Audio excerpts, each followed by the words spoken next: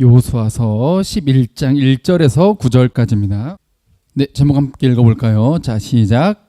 오늘의 믿음. 네, 오늘의 믿음이라는 제목으로 말씀 또 보도록 하겠습니다. 자, 여호수아에게 이 세대가 인계되어서 새 출발을 했죠. 하나님께서 두려워하지 말고 놀라지 말아라.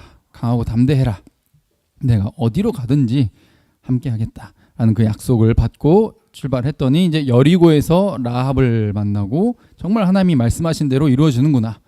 정말 하나님이 약속했기 때문에 불가능한 일들도 이렇게 요단강을 건너는 일들, 이런 일들을 하나님이 개입하시는 은혜로 건너게 되고 적들을 물리쳐가는 이런 은혜를 계속해서 이스라엘 백성들이 경험을 해가고 있습니다. 그래서 이것을 하나님이 주셨다. 이건 다 하나님의 것이다라는 고백으로 헤렘이었죠. 그걸 하나님께 드리는 걸 첫 열매로 여리고를 드렸는데 라합과 라합의 가족은 구원을 받았습니다.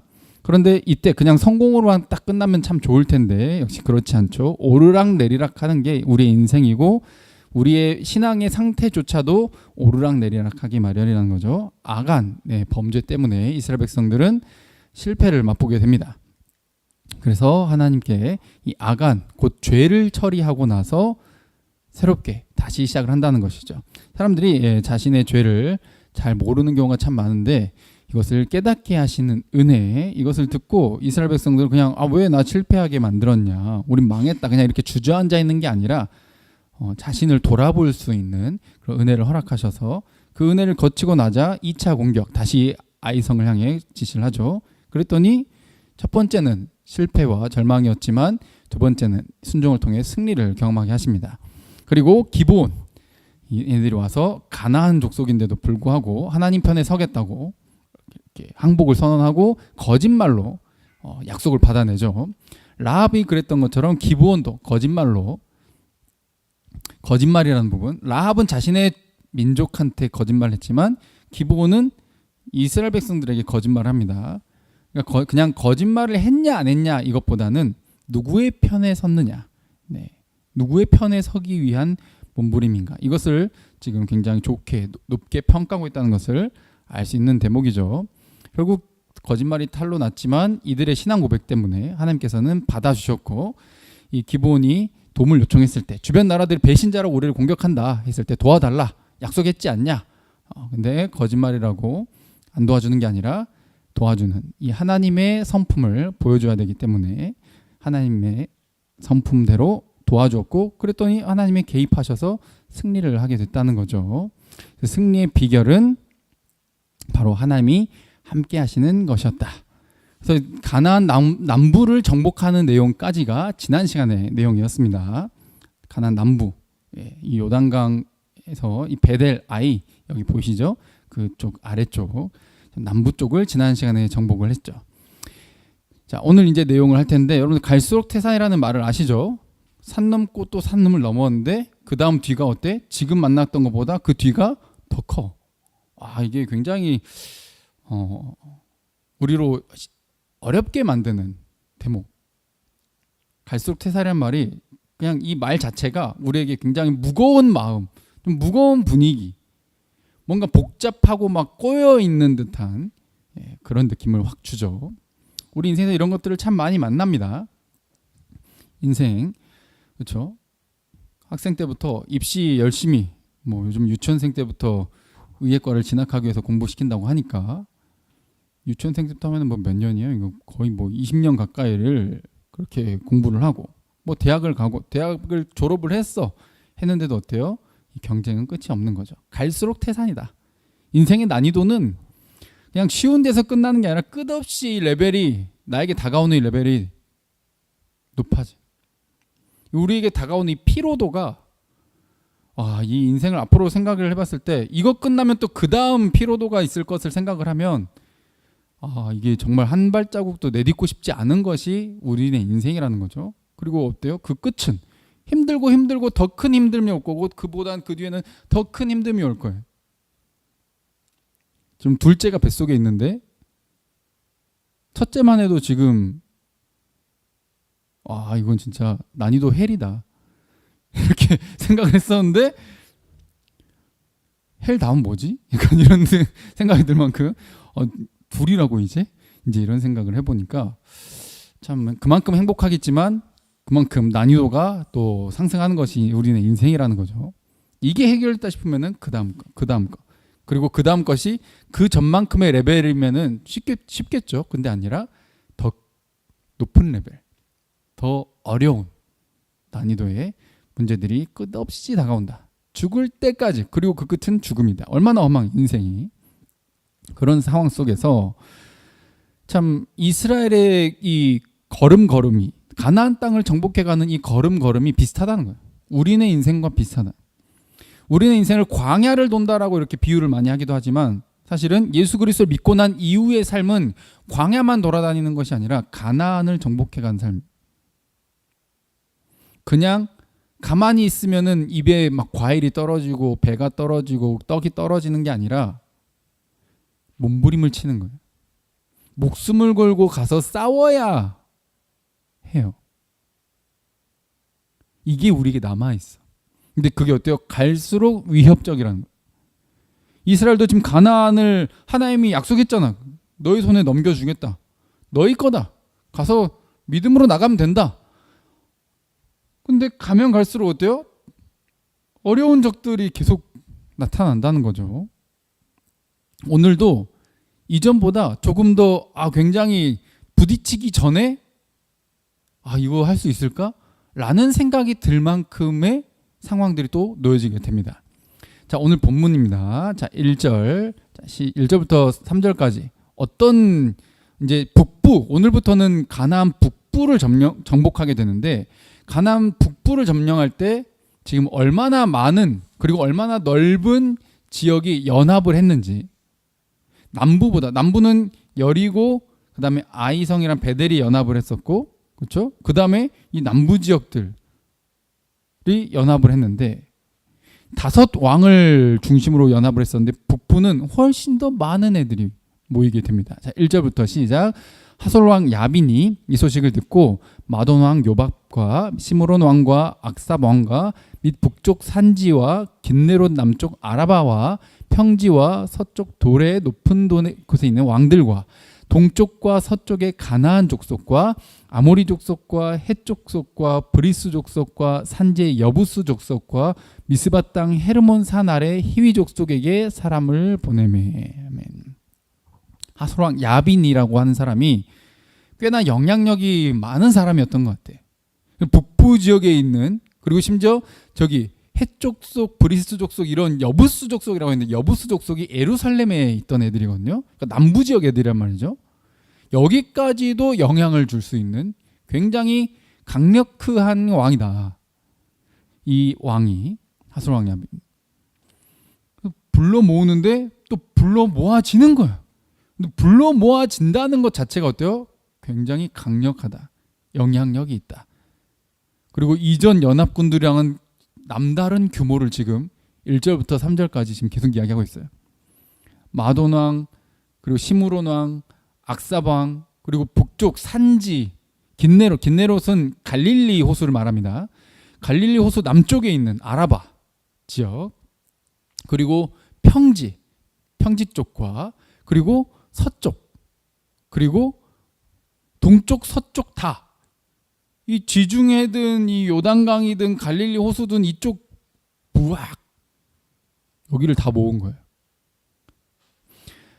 어때 기브온처럼 얘네들이 항복하고 오면 얼마나 좋겠어요. 항복하고 오는 게 아니라 어때요? 가나안 남부 애들이 연합군이 완전히 깨졌다더라. 이거 우리 큰일 났는데? 이거 우리도 항복해야 되는 거 아니야? 우리도 살려면 항복하자. 이렇게 생각하는 게 아니라 어떻게? 더 강력한 힘을 모아서 덤빌 생각을 한다는 거죠. 그러니까 그들의 신 여호와에 대한 소문과 소식을 들었음에도 불구하고 거기에 마음이 움직이고 믿음으로 반응하는 게 아니라 그냥 하나님 싫어, 그냥 예수 싫어, 그냥 교회 싫어, 그냥 싫어. 하나님이 괜히 싫은 거예요. 거기에 나를 굴복할 마음이 전혀 안 생기는 거죠. 오히려 반발하고 덤빌 생각을 하게 됐다는 거죠.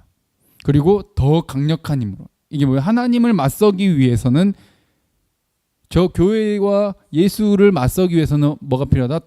이번엔 더 강력한 공동체, 더 강력한 모임, 더 강력한 정책, 더 강력한 성공, 더 강력한 명예, 더 강력한 쾌락, 더 강력한 무언가가 나의 노력이 필요하다는 거예요. 그걸로 반응하는 거예요. 그게 이 세상의 반응이에요. 4절부터 읽어볼까요? 이들이 얼마나 세졌다고 표현을 하는지. 자, 시작. 그들이 그 모든 군대를 거느리고 나왔으니 백성이 많아 해변에 수많은 모래 같고 말과 병거도 심히 많았으며 이 왕들이 모두 모여 나와서 이스라엘과 싸우려고 메론 물가에 함께 진쳤더라. 해변에 수많은 모래 같다. 이게 그냥 어떤 너무 셀 수 있는 그 한계를 벗어날 정도로 많은 숫자가 모였다라는 그런 상징적인 의미죠. 그리고 말과 병거가 많았다. 우리 치면은 어떤 최신식 무기인 거죠. 사람이 타 있지 않는, 요즘은 드론으로 막 공격을 하잖아요, 그렇죠? 그 중에서도 거기에 어떤 무기를 다느냐 이런 게 중요한데, 요즘 막 저기 이스라엘 팔레스타인 지역에서 전쟁하는 거 보니까 와, 무기 어마어마하더라고요. 또 러시아랑 지금 우크라이나랑 전쟁하잖아요.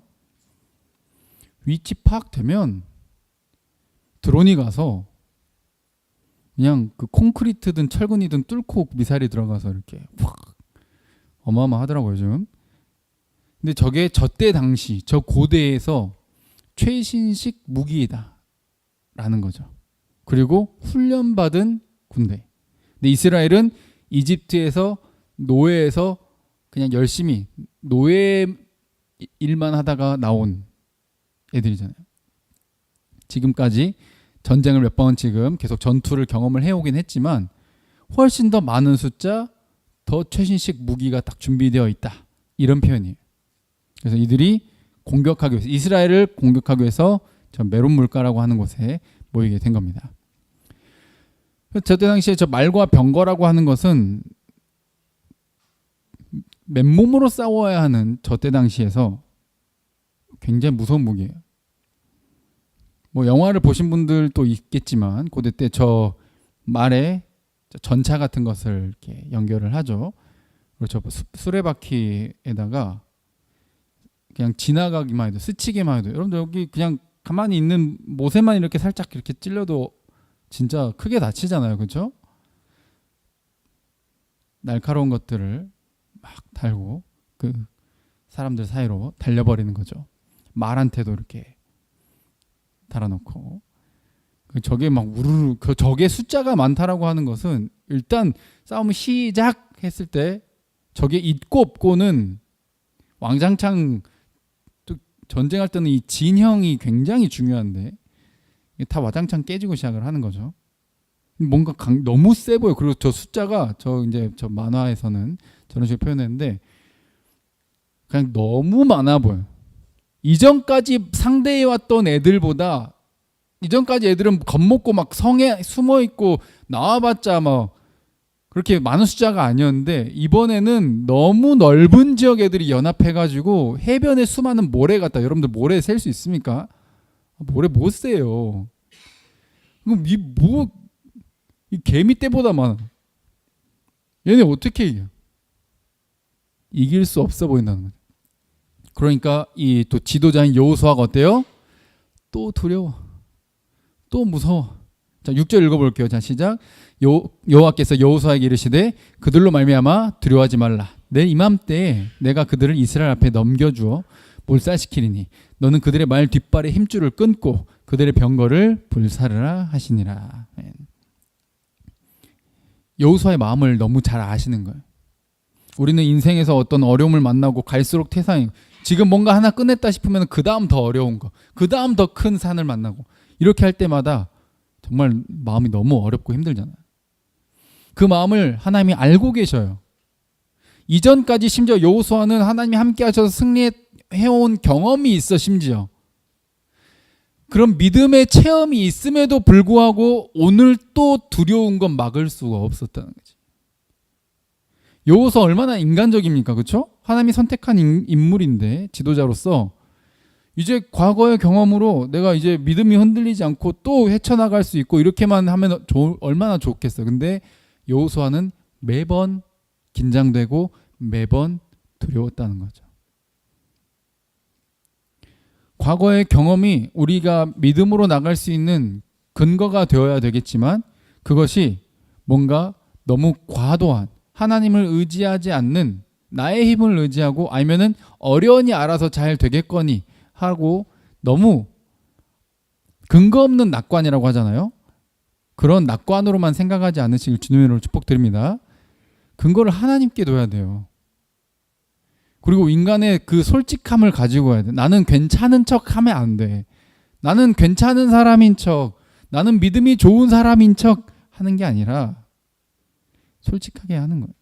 난 약하다고. 나 언제든 또 넘어진다고. 나 지금 두렵다고. 근데 하나님이 또 찾아오셨어요. 또 같은 말을 해요. 여호수아 1장부터 주구장창 이야기하잖아요. 두려워하지 말라. 강하고 담대해라. 내가 너와 함께 하겠다. 했던 말 또 하고 했던 말 또 해요. 하나님 입장에서는 야 내가 몇 번 이야기해야 되냐. 한 번 말했으면 됐지. 야 한 두세 번 말했으면 됐지. 이 정도만 알아먹어야 되는 거 아니냐? 하는데 우리의 약함을 아셔요. 인간이 얼마나 연약한지를 알아요. 그래서 와서 또 위로하셔요. 또 격려하셔요. 그리고 약속까지 해줍니다. 내일 이맘때쯤 시간까지 공지를 해주셔. 너의 손에 넘겨주겠다. 그러니까 두려워하지 말고 가서 붙어라. 그리고 그들의 말 뒷발의 힘줄을 끊고 병거를 불살라라. 명령까지 하십니다. 그렇죠? 그래서 이스라엘 백성들은 여호수아에게 주신 그 말씀 또 붙잡고 그래 이번에도 하나님이 우리에게 말씀해 주셨다. 우리 또 힘내서 가보자 하고 가면서 이제 기습작전을 펼칩니다. 지난 시간에는 막 하나님이 기적 같은 일들을 펼쳐주시는 경우가 있잖아요. 근데 오늘 이 북부를 가나안 북부를 상대할 때는 굳이 막 그런 엄청 다른 기적이 일어나지 않습니다. 우리도 어때요? 어떤 내 삶 속에 기적이 일어날 수 있어요. 그런데 그것을 항상 기대하는 것은 말도 안 되는 것이다. 이스라엘 백성들 가운데도 함께 하실 때 정상적인 또 작전을 함께 동반하시잖아요. 밤에 기습을 하는 거죠. 왜냐면 지금 저들이 메론 물가에 있었다 그랬는데 길갈이라고 얘네들이 원래 베이스 캠프를 치고 있었던 이곳과 100km나 떨어져 있어요. 그러니까 지금 하루 만에 여기를 올 거라고 상상도 못 했는데 이스라엘 어때요? 하루 만에 그냥 거의 잠도 안 자고 군대가 거기까지 가버린 거예요. 그러니까 예측 못하고 있다가 완전히 당해버리는 것이죠. 그만큼 체력이 필요한 일이고 믿음이 필요한 일이었는데 이스라엘은 그것을 감행했다는 거죠. 하나님 말씀하신 것을 믿고 그래서 이 순종을 통해 승리를 또 맛보게 됩니다. 7절부터 읽어볼게요. 또 시작. 이에 여호수아가 모든 군사와 함께 메론 물가로 가서 갑자기 습격할 때 여호와께서 그들을 이스라엘의 손에 넘겨주셨기 때문에 그들을 격파하고 큰 시돈과 미스르봇 마임까지 추격하고 동쪽으로는 미스바 골짜기까지 추격하여 한 사람도 남기지 아니하고 쳐 죽이고 여호수아가 여호와께서 자기에게 명령하신 대로 행하여 그들의 말 뒷발의 힘줄을 끊고 그들의 병거를 불로 살랐더라. 아멘. 저 8절에 이게 중요한 거죠. 우리가 진짜 잠도 안 자고 열심히 올라가서 내가 이긴 거야. 와, 진짜 힘들었다. 근데 우리나라도 그 요즘은 어떤지 모르겠습니다. 8사단에 그 제 친동생이 그 오뚜기 부대라고 있습니다. 거기가 100km 행군으로 유명한 곳인데 진짜로 하루 만에 100km를 갑니다. 그냥 죽을라 그래요, 이제 진짜. 예. 정말 고통스러워하는데 그것을 감행했고 와 나 진짜 나님 너무 고생했다 라고 하는 게 아니라 성경은 지금 뭐라고 평가해요? 그 피곤한 몸을 가지고 전투를 벌였음에도 이길 수 있었던 이유가 뭐예요? 이미 하나님이 넘겨주셨기 때문에. 하나님 약속했어. 내일 이맘때쯤에 내가 넘겨줘 몰살할 거니까 너는 그냥 가기만 해. 이게 약속을 믿는 믿음인 거죠. 그래서 그들을 이스라엘 손에 넘겨주셨기 때문에 하나님이 주셨기 때문에 승리할 수 있었다. 추격해서 다 몰살하는 거죠. 그들을 넘겨주신 이유가 뭐예요? 얘네는 전에도 말씀드렸지만 어린아이를 자기가 잘 먹고 잘 살기 위해 몰렉이라고 하는 신한테 산채로 불 가운데 걷게 만드는 이런 문화를 가지고 있는 가나안이잖아요. 하나님 보시기에 악한 이들을 오랫동안 참다가 심판하신다고 말씀드렸잖아요. 그게 도구가 이스라엘입니다. 누군가는 악을 행하고도 잘 먹고 잘 산다라고 생각할지 모르지만 하나님이 이미 아브라함한테 지금 이 사건 이전에 400년 전에 하나님은 벼르고 계셨고 말씀하셨어요. 우리 인간의 시간 개념과는 다르시죠? 시간을 초월해서 존재하고 계시기 때문에. 그러나 가만두지 않으시고 악한 일을 일삼는 그들을 반드시 하나님의 정하신 타이밍에 응징을 하신다는 거죠. 그게 이스라엘이라는 도구를 통해서 응징을 하신 거고, 이것을 통해 하나님이 약속하신 것을 이루시고, 이스라엘 백성들에게는 약속의 땅을 선물하고 악한 자들은 심판하시는 정의와 공의를 이루시는 하나님을 함께 볼 수 있는 것이죠. 그리고 중요한 대목 중에 하나가 9절이죠. 말 뒷발에 힘줄을 끊어라. 병거를 불로 살라라. 라고 말씀하십니다. 왜 이런 명령을 하실까 갑자기? 그 말과 병거가 굉장히 그 강력한 무기라 그랬잖아요. 최신 무기. 우리는 어때? 요즘도 최신 기술은 가져오고 싶어 한단 말이지. 이 산업 스파이가 있는 것처럼 군대 전 세계가 전부 모든 게 무기를 만들기 위해서 머리를 싸매다가 참 신기술들이 많이 나오거든요. 이 싸움이 굉장히 욕심나는 싸움인데 신식 무기를 없애버리네. 와, 그러면 뭐야? 나중에 우리가 여기 얘네를 이제 무찌르고 하나님의 공의와 정의를 위해서 여기를 딱 얘네를 무찌르고 이 땅을 차지하면은 주변 나라들이 또 우리를 만약 쳐들어오면 우리가 상대할 무기가 있어야지 라고 생각할 수 있잖아요. 그래서 그 무기를 의지하지 말라고 없애라는 거예요. 신명기 17장에는 이미 하나님께서 이렇게 말씀하셨죠. 자, 15절부터 읽어볼까요? 자, 시작. 반드시 네 하나님 여호와께서 택하신 자를 네 위에 왕으로 세울 것이며 네 위에 왕을 세우려면 네 형제 중에서 한 사람을 할 것이요 네 형제 아닌 타국인을 위해 네 위에 세우지 말 것이며 그는 병마를 많이 두지 말 것이요 병마를 많이 얻으려고 그 백성을 애굽으로 돌아가게 하지 말 것이니 이는 여호와께서 너에게 이르시기를 너희가 이후에는 그 길로 다시 돌아가지 말 것이라 하셨음이며. 아멘. 애굽은 굉장히 강력한 제국으로서 성경 전체에서 강력한 세상을 상징해요. 세상의 지배 시스템을 상징해요. 내 실력, 내 학벌, 내 재력, 내 기술 이런 걸 상징해요. 애굽은 당대 최고의 제국으로서 굉장한 그런 과학기술, 군사력 이런 걸 가지고 있었잖아요. 그 중에 이 애굽, 이집트는 뭐가 유명한? 말이 유명해. 말. 굉장히 좋은 말을 가지고 있는 걸로 유명해. 우리도 뭐 여러분들 삼국지 읽어보신 분도 있을 거고 고대 때 군대에서 군사력에서 굉장히 강력한 무기가 말이었어. 말. 그리고 말의 성능, 말의 이 속도, 크기, 힘, 그리고 얼마나 또 다루는 사람의 말을 잘 듣는지, 똑똑한 말인지 이런 게 기술력이었거든. 그게 이집트가 최고였어요. 근데 그걸 얻으러 가지 말라는 거예요. 즉 너의 나라의 군사력을 키우기 위해서 세상에게 손 벌리고 그러면은 그들이 요구하는 게 있을 텐데 그들의 요구대로 가지 말라는 거예요. 그들의 요구, 그들과 맺는 거 어때요? 우상숭배거든. 우상숭배. 하나님이 택한 자를 왕으로 세워서 그 왕은 어때요? 군사력을, 세상적인 군사력을 의지하면 안 된다. 누구를 의지하라는 거예요? 하나님을 의지하라는 거예요. 그리고 이 땅에 하나님이 우리의 왕으로 오셨습니다. 할렐루야.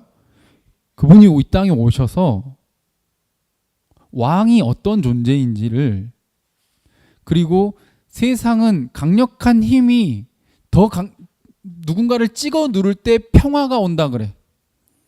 고대 때부터. 이집트만 그런 게 아니라 바벨론, 아시리아, 페르시아, 헬라, 로마, 무조건 제국은 어때요? 더 강력한 힘으로 찍어 누르는 거예요. 그래서 그 누구도 못 덤빌 때 평화가 온다. 이렇게 생각을 했어요. 그것을 로마 제국 때 가장 크게 외쳤고, 그걸 팍스 로마나 이렇게 말했어요. 로마가 가진 강력한 힘으로 너희에게 평화를 준다. 근데 그때 이 땅에 예수 그리스도께서 오셔서 선언하시는 거죠. 스가랴 구약에 이렇게 예언되어 있어요. 어떤 왕이 오시는지. 이 왕은 하나님 나라의 왕으로서 이 세상의 제국, 이 강력한 힘으로 지배하는, 애초에 태어날 때부터 불공평할 수밖에 없잖아요. 이 세상은. 누군가는 장애를 갖고 태어나고 누군가는 배경이 다르고. 그런데 이 세상에 살아남으려면, 이 세상의 지배 시스템에서 살아남으려면 불공평함과 원망을 할 수밖에 없다는 거예요. 근데 원래 이 망가진 이 세상이 망가지기 전에는 원래 어떤 세상이었는지, 그래서 예수님이 이 땅에 오셔서 회복하려고 하는 세상이 어떤 세상인지 직접 삶으로 보여주잖아요. 그 왕이 어떤 분인지 스가랴서의 구약의 예언이 된 부분이 이겁니다. 자, 스가랴 9장 9절 읽어볼까요? 시작. 시온에 따라 크게 기뻐할지어다. 예루살렘에 따라 즐거이 부를지어다. 보라, 네 왕이 네게 임하시나니 그는 공의로우시며 구원을 베푸시며 겸손하여서 나귀를 타시나니 나귀의 작은 것 곧 나귀 새끼니라. 아멘. 실제로 예수님이, 여러분들 아시죠? 종려주일이라 그러잖아요. 고난주간의 주일.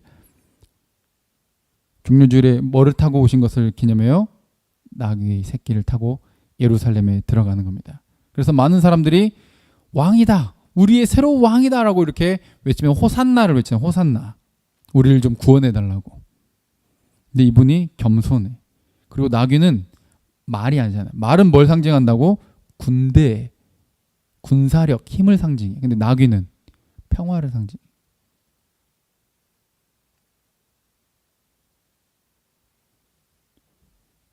이 세상의 시스템을 전복, 뒤집기 위해 오신 분. 가장 강력한 힘을 가지고 있지만 가장 겸손한 모습으로, 그리고 이 세상을 뒤집기 위해 더 강력한 힘으로 찍어 누르는 것이 아니라 자신이 죽어. 자신이 십자가에 죽어. 그래서 새로운 세상을 선물하는 겁니다. 시편 20편 읽어볼까요? 자, 시작. 어떤 사람은 병거, 어떤 사람은 말을 의지하나 우리는 여호와 우리 하나님의 이름을 자랑하리로다. 아멘. 의지한다는 말이 자랑한다는 말과 지금 같이 병행하고 있잖아요. 어떤 사람은 병거와 말을 의지한다는 말은 지금으로 따지면 뭐예요? 자기 실력, 자기 배경, 자기의 재력, 자기의 학벌, 자기 실력을 의지하지만 우리는 의지할 게 누구뿐? 오직 하나님, 예수 그리스도뿐. 할렐루야. 이게 십자가밖에 없다는 거예요. 우리를 건질 수 있는. 갈수록 태산인 우리의 인생에서 내가 이 앞으로의 미래에 더 큰 태산을 만나는 것은, 이것을 끝내고 나면 더 큰 태산을 만나는 게 기정사실이야. 그건 인생의 불변의 진리거든. 그것을 더 편안하게 맞이하기 위해서 내가 돈도 많이 쌓아두고, 내가 더 실력을 쌓아두고, 내가 인맥을 쌓아두고, 이렇게 해야 내가 그것을, 내 노후도 편안하게 준비할 수 있다라고 생각하는데, 아까 서두에 말했잖아요. 그 끝은 죽음이라고. 무슨 짓을 해도 죽는다고. 그와 정반대로 정말 거지같이 살아도 죽고 괜찮게 살아도 죽어. 이 비참한 인생을 어떻게 구원할 수 있어? 오직 예수 그리스도와 십자가밖에 없음을 믿으시길 바랍니다. 이게 우리의 승리고 우리의 자랑이에요. 그래서 여호수아가 오늘 이 지도 보이시죠? 여기 나온 이름들, 이 지역 이름들입니다. 이 북부를 정복해 나간 것이죠. 여러분들 게임도 많이 하시죠. 요즘 모바일 게임도 많이 하고 여러 게임을 많이 하는데 보스몹을 만나잖아요. 레벨 1대 만나는 보스몹 3, 5, 9, 10, 99, 999 이렇게 올라갈 때마다 더 강력한 적을 만나잖아요. 근데 그때마다 와, 나 못 살겠다. 이 게임 때문에 나 인생 포기하고 싶다 이런 생각 안 하잖아요.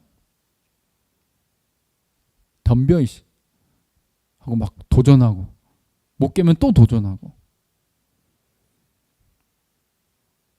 하물며 게임도 그렇게 해. 내가 도전할 수 있고 내가 할 수 있다라고 생각하고 덤비는데 우리가 하나님께서 우리에게 맞닥뜨리게 하시는 인생의 여러 문제들과 보스몹 같이 강력한 그런 문제들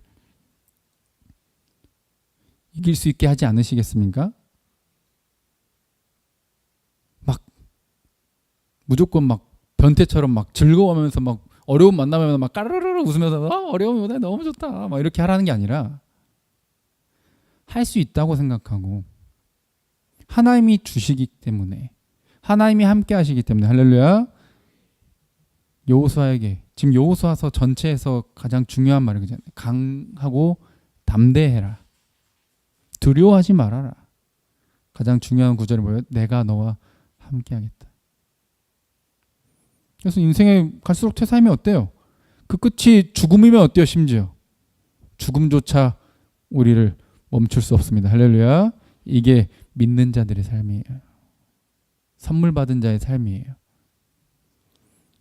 그러니 오늘 여호수아도 두려워했죠? 여호수아도 무서워했죠?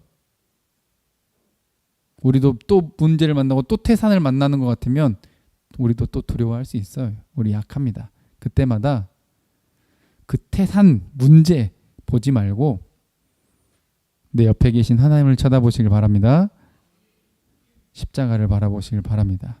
그래서 그 옆에 계신 하나님께 저 태산을 향해 또 도전할 수 있는 믿음과 담대함의 용기를 구하시길 바랍니다.